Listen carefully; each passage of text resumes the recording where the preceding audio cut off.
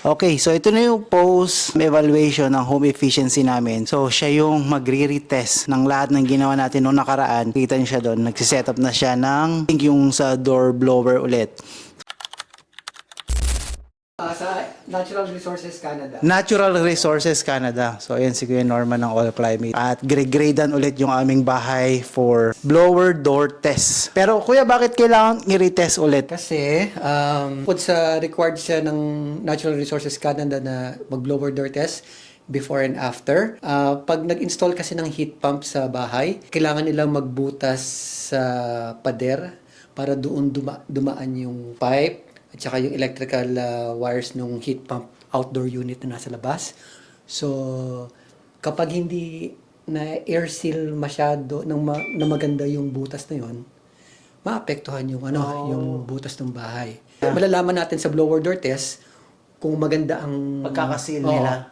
So, mamaya titignan ko yung blower door test result natin nung una. Okay. Then ikukumpara natin ngayon kung before and after, no? I-retrofit yung bahay nila. Gawa ko rin to, nila kung ano yung retrofit na dapat i-prioritize. Insulation, windows, doors, so kinakalculate ko yun.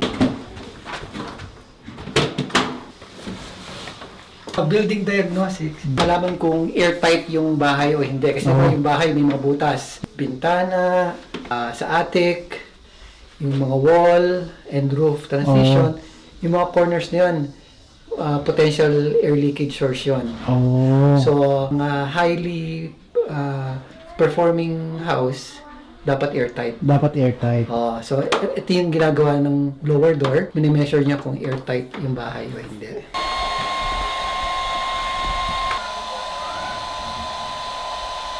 Okay, good evening.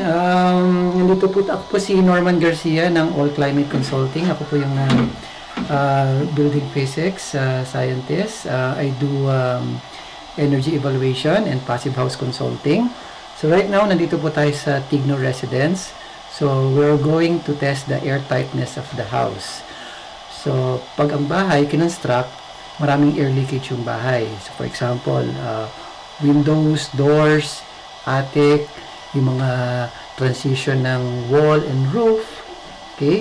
And yung penetration ng utility services sa mga walls, roof, ceiling. So yung mga air leakage locations, no?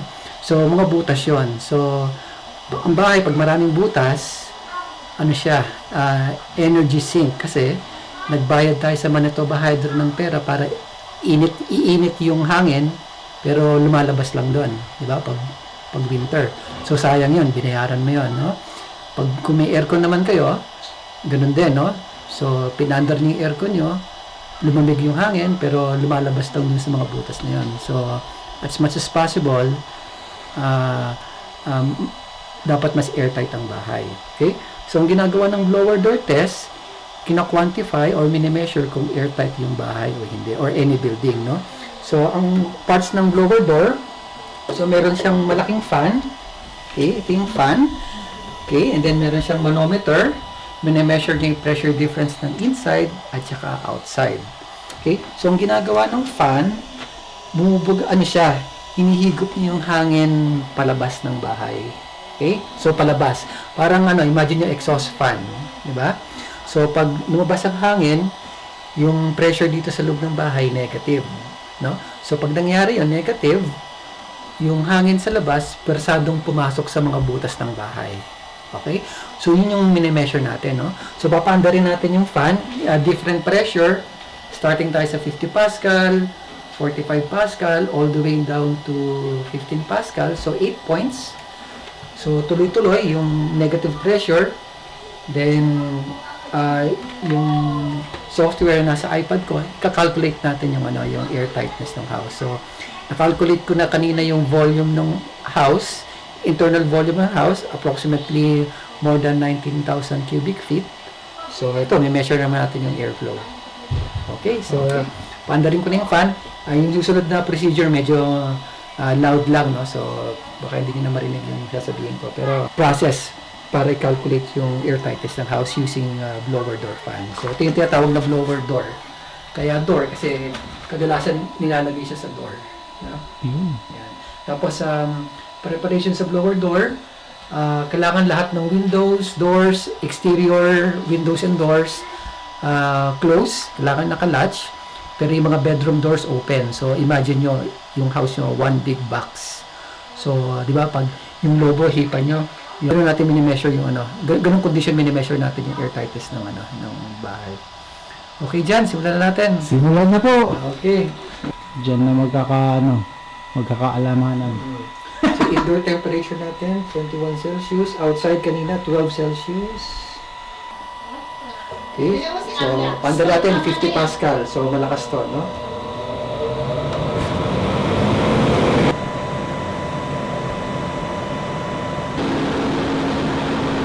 Ito yung official result.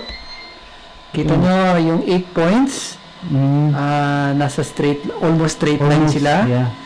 Kaya ang correlation coefficient niya 0.996 0.99620.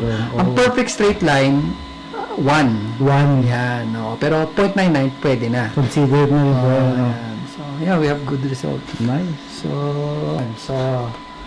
ang airtightness ng bahay ni John and Ana Tigno ay 1.07 air changes per hour. So, ibig sabihin, sa isang oras, sa pressure na difference na minus 50 Pascal, 1.07 times nagpapalit yung hangin. Oh, okay. Which is it a good thing or a bad thing? Good, kasi yung mga typical new house ngayon, nasa 2.5 to... Oh. So, pag 1.5, considered good na yun. So, 1 is It's much considered. better. Yeah, no? oh, So, I 1 see. point. 1 point. Yeah, okay. So, Yun. okay. Ayos. Compare natin yung yung energy consumption kasi una nilang option magkabit ng aircon. So nung dumating ako dito, sabi ko, consider niyo yung yung heat pump, no, instead na aircon. Kasi yung aircon, cooling lang ang ginagawa niya, no? Tapos yung aircon, nagko-consume ng energy 'yon, no? Ngayon, yung heat pump, iba siyang equipment, pero ang ginagawa ng heat pump, both heating at saka cooling. Okay? So, 2 in 1. Unlike pag aircon, cooling lang. Okay? So, ang ginawa ni ni John Tigno dito, yung kinuha nilang heat pump, dinagdag doon sa kanilang existing na furnace. Pakita ko sa inyo yung heat pump at explain ni Kuya kung bakit maganda yung naging heat pump. Papakita ko sa inyo yung ginawang heat pump na nirecommend nila Kuya Normand, para at least makita niyo yung idea kung ano ba yung sinasabi namin na heat pump. Kasi yun sa kabila, ayan, yung nandoon is the aircon. So, medyo bulky yung aircon, pero makikita mo yung difference kapag yung heat and cold pump yung nakakabit. So, explain din sa atin ni Kuya kung ano ba yung pagkakaiba at kung ano pa yung mga dapat sabihin ni Kuya para at least maliwanagan tayo dun sa home efficiency program ng Manitoba. Pero bago ko explain yung heat pump, explain ko muna yung conventional aircon na naka-install sa kapitbahay nila. So, napansin nyo, malaki, di ba? So, ito, conventional air conditioning to, ginagawa nito, cooling lang. Okay? So, ang ginagawa ng air conditioning, okay, may outdoor unit siya, kinukuha niya yung heat na nasa loob ng bahay, tinatapon niya dito sa labas ng bahay.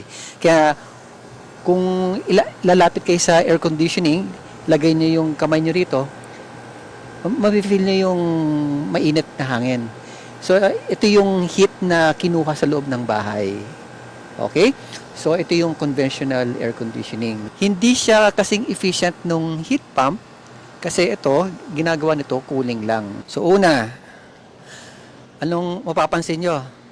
Mas maliit, di ba? Okay? So, ito outdoor unit din. Dahil ngayon, summer ngayon, yung pareho lang yung ginagawa nito doon sa pinakita kong conventional aircon. Yung heat na nasa loob ng bahay, ine-expel niya dito sa outdoor. Kaya kung ilalagay niyo yung kamay niyo rito, mafe-feel niyo yung hot air. So, ito yan, no? Okay. Ang kagandahan sa heat pump, okay, 2 in 1 to. Pagdating ng winter, ito rin yung magbibigay ng init sa bahay. Okay? So, pansin nyo, paano nangyari yun? Di ba, pag winter, malamig ang hangin. So, paano nangyayari yun? Magic yun. So, hindi magic yun. So, building science yun. No? So, ang ginagawa nito ng heat pump, yung init na nasa outdoor, kinukuha niya papasok ng bahay. Okay? So, ang tanong niyo siguro, di ba winter, malamig, paano mangyayari yon? Ang magic doon, yung refrigerant. Kasi, yung refrigerant, liquid siya, pero nagbo-boil yun below 0 Celsius. Nagbo-boil yan below -20 or depende sa refrigerant na ginamit. Hindi tulad ng water, di ba ang water pag nagpakulo ka sa umabot ng ng 100 Celsius, di ba yun ang boiling point. Ang refrigerant, nagbo-boil yun at X something Celsius. So pag nag-boil yung refrigerant, so kahit -15 dito, Winnipeg during winter, yung refrigerant na yun kumukulo. So pag kumulo yung refrigerant na yun, yung heat na yun, kinakapture nitong outdoor unit, yun yung pinapasok sa bahay. So yung heat, okay, pumapasok dito sa refrigerant. Okay? So mamaya, punta tayo dun sa indoor unit, no? So ito yung outdoor unit, konektado siya dun sa indoor unit na nasa loob. So, ayun, narinig natin kay Kuya Norman ng All Climate yung proseso bakit mas maganda yung heat pump kesa dun sa conventional na aircon. So, nipicturean niya na. Tapos, pupunta tayo dun sa loob. Doon naman yung sa inside. Tayo sa indoor unit, okay? So, breakdown ko lang yung mga parts, no? So, kanina, in-explain ko yung outdoor unit, no? So, sa indoor, dalawa ang parts yan, no? Una, yung furnace, yung conventional furnace, no? So, gas to, no? Kasi may gas line, tsaka may vent, okay? Now, yung indoor unit, hindi nyo nakikita actually yon. Andito yon sa loob nitong ducting na to, okay? So, ang ginawa nung heat pump contractor, nag-install sila dito ng coil, okay? Dito, sa loob nitong pipe na to, coil yon, okay? So, ang ginagawa nito, okay, so, kinukuha niya yung heat dito, okay, then pinapalamig niya, kita nyo, nagkakaroon ng condensation, no? Lumalamig. Normal yan, kasi mainit dito, then malamig yung part na to, okay, so, yung cold air, bumababa rito, dinidistribute to ng air handling unit. So, actually, itong furnace na to, naka-off to. Ang gumagana lang dito yung fan. Yung fan ito yung nagdi-distribute ng hangin papunta na sa mga kwarto. Ang susunod nito is another door airflow test. So, yun yung susunod na mangyayari. Kasi, kailangan ng documentations ng All Climate. Yan. So, sa mga gusto, ayan, si Kuya Norman na talagang siya yung nagbigay sa amin ng idea kung paano magandang paraan para maging efficient yung aming bahay. So, as for the recommendation, we just did it. Discuss naman natin yung controls, no? So, ito yung luma nilang thermostat. So, mapansin nyo, analog, hindi siya smart. So, yung operation ng furnace before, o kaya kung aircon ang kinabit nila, manual nilang i-control, no? So, kung cool, lalagay nila dyan. Kung heating, yan, okay? So, manual. Although, pwede sila maglagay ng schedule, okay? So, manual. So, pag heat pump, hindi advisable, no? Kasi, ang hindi automatic yung control, no? So, sa heat pump, yung in-install, smart thermostat na. So, ang brand nito, Ecobee. Okay, so smart to. So, learning. So, meaning, ini-study nito yung pattern ng family, kung paano sila mag-heating. Gumamit ng aircon, anong mga times, anong temperature. Ini-study niya yung pattern over several days. Okay? Then, kapag na-establish na siya ng enough data, so automatic na siyang mag-a-adjust yung temperature base doon sa previous behavior ng occupants. So in short, mas nagiging tipid, no? Kasi one of the isa sa mga way na tumataas yung bill kapag taas baba yung yung temperature. Hindi maganda yan kasi pag yung sudden change ng temperature, biglang tataas yung electrical load. So sa heat pump mas maganda yung steady flow. Kotse, di ba? Pag nag-accelerate ka, tignan mo yung first kph mo, mataas ang RPM, di ba? Pero pag nag-steady ka na, steady speed, di ba, bumababa yung RPM. So ganun din ang heat pump, no? So pag steady flow, mas mababa yung electrical load. Okay? So ito yung yung thermostat. So kaya pag yung paki-explain na rin yung yung kung may gagawin pa ba kaming yung pag-uusap ng dalawa sa Oh, yes, good question, no? So yung ngayong summer, ang gumagana lang doon sa yung heat pump, ang ginagawa niya cooling. Okay? Ngayon, iba naman ang niyan pagdating ng winter. Pag winter, usually yung heat pump efficient siya up to minus 15 Celsius. Okay? So itong bahay na to, pwedeng mag-rely sa heat pump lang up to minus 15. Okay?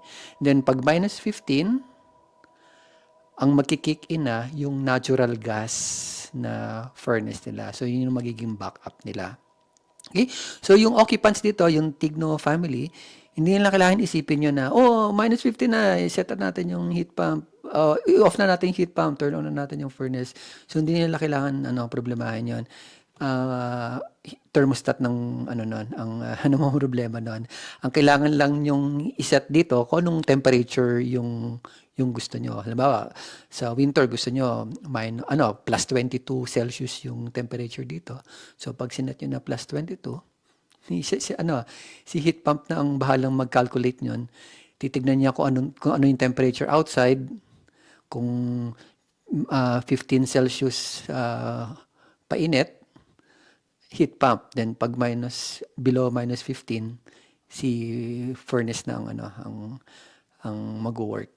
So bali ko dito, ang tinetest naman natin is yung sa may pagbutas, di ba? Yung airtightness. Yung airtightness ng bahay.